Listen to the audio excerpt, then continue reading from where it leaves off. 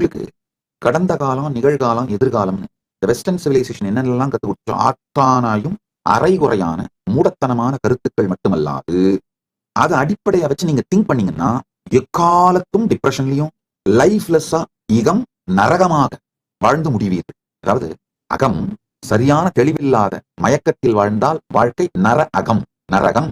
தெளிந்த புரிதலோடு ஞானத்தோடு அகம் இருக்குமானால் வாழ்க்கை அகம் சொர்க்கமாயிடும். ஒரு பக்கம் இந்த போலித்தனமான புரியாத்தனமான சனாதன இந்து சிவிலைசேஷனுக்கு செய்யப்பட்ட மூளைச்சலவை, நம்ம மக்களுக்கு செய்யப்பட்ட மூளைச்சலவை. இரண்டாவது கன்சியூமரிஸ்டிக் சொசைட்டி மேல நம்ம மக்களுக்கே வந்த அளப்பரிய மோகம். இதனால நம்முடைய மிகப்பெரிய ஞானம் வாழ்க்கை முறையாக இல்லாமல் போனது. நல்லா புரிஞ்சுங்க. ஒரு 200 வருஷத்துக்கு முன்னாடிங்க வரைக்கும் உலகத்துல பெஸ்ட் விஷயங்கள் அத்தனை லிஸ்ட் எடுங்க.